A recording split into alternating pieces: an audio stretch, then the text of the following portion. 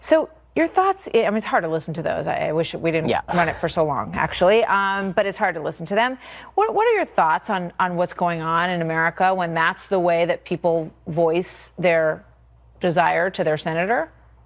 I mean, obviously, people are more interested in basically venting their feelings than they are in actually effectuating change. They're much more interested in making themselves heard than in actually getting other people to listen to them. And there's an obvious irony to all of these people calling up Susan Collins and basically slandering her as in every conceivable way, a feckless woman, using sexist slurs to rip her for supposedly being too sexist to listen to Christine Blasey Ford in the Kavanaugh hearings. I mean, all of it is absurd, but it speaks to, I think, a rising rage that Americans are feeling across the aisle. And I think that goes to a lack of social fabric. I think that we're coming apart at the seams in a lot of ways, and we're filling that with anger and political tribalism. You know, it was also pointed out today by the Senate Ethics the Foundation for Accountability and Civic Trust. It's called FACT. And they look at the least ethical behavior that happens on the Hill. And they claimed, according to their look at all of this, that the two least ethical members of the Senate were Senators Warren and Harris, who both sent campaign fundraising emails before the Senate vote on the Supreme Court Justice Brett Kavanaugh. Specifically, those emails stated their official role and positions in the ongoing confirmation process. And then they said, donate now and contribute, which is against the rules, Ben.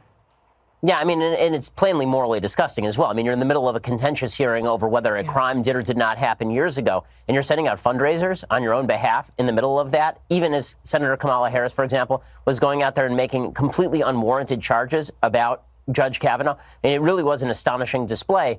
The politics has become blood sport for so many people these days, including the people who are in Congress. And let's be frank about this. Kamala Harris and Elizabeth Warren were doing this because they're both running for president in 2020. It had nothing to do with principle. It had nothing to do with decency. It had nothing to do with due process. It was a disgusting display from beginning to end. And Claire McCaskill says she thinks it's one of the reasons that she lost her race, the way that her party handled that whole process. I want to get your thoughts on the wall, because obviously this is central to what the president ran on, securing the border. And at this point, we're hearing moments ago that it sounds like from Senator Shelby, basically they've reached a kick the can down the road agreement. I know that's a real shock. So it looks like they're going to deal with funding the government in the new year. That's the big breaking news. Surprise, surprise. It always tends to be a bluff when people talk government shutdown. What's kind of shocking about this is that Chuck Schumer tried this exact same tactic back in January 2018, and it went so badly for him that he ended up backing off. It seems to me that if the president really wanted to press the issue, there were ways for him to press the issue right here, especially given the fact that he's not going to get another shot at this. I mean, once the Democrats are in charge of the House, then the chances that he gets anything remotely resembling anything like border funding completely dissipate, especially in the midst of investigations they're sure to launch against him.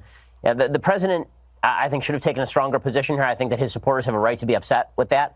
The wall has not been built. It doesn't look like the wall is going to be built. And all of the promises notwithstanding, if the president doesn't take some pretty dramatic action on that, this was his number one campaign promise, and it has not happened. It has not materialized. And you pointed out on your podcast today that it's interesting that he is allowing the wall, as he envisioned it, to slip away. And I think, you know, in a perfect world, which I just discussed with Chris Coons, there is border security. They're securing the border. And I think that they really agree on it more than they disagree on it. And maybe we will get somewhere on that. But you find it ironic that they are passing this criminal justice reform, and that the president was, you know, very big on law enforcement and law and order, but this is what he is in favor of.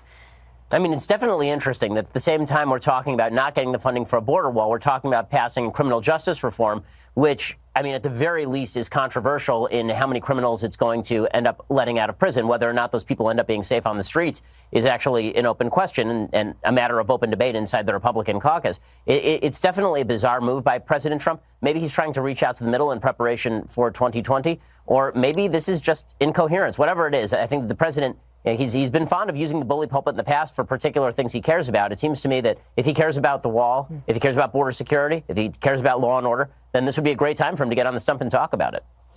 Well, you want to get on the stump and talk about something, and you have a big announcement. So tell us what you're rolling out tonight. Yeah, so coming out in March, we have a brand new book. It's called The Right Side of History. And I'm really excited to share the cover with you. It's, I think, a really important book. It really is about the hole in our heart that's been left by the abandonment of Judeo-Christian values, as well as the basic concepts of reason in modern America, and how we're filling that with rage and anger and tribalism, and how we really need to create a new social fabric built around the eternal principles that are enshrined in the Constitution but have roots that are thousands of years older than that. How do you get them back? Well, I think the way you get them back is first by addressing the lack of them. You know, we are not living in a society that is grounded in a moral vision. And if we don't go back to the basics, if we don't relearn our Bible, if we don't relearn our Aristotle, if we don't relearn our Federalist Papers, then we are basically taking all of the gains of Western civilization without understanding how we came to this point in the first place. And then we're ripping away the roots of the tree that we are standing on a branch of. I mean, you do that, the tree's going to topple, and that's what we're seeing happening right now. So how, you're a dad. How do you try to do that with your children? Well, I mean, first of all, I inculcate them certain basic values. They are made in God's image. They are unique individuals made in God's image, that they have the capacity to reason, and that the best way to work in the world is to work through that reason in trying to interpret a predictable universe that you can understand, that you have the capacity to get together with others and make a difference, but you're never allowed to force your views on other people. These used to be basic American principles, and if we don't inculcate them in our kids from the time that they are born and then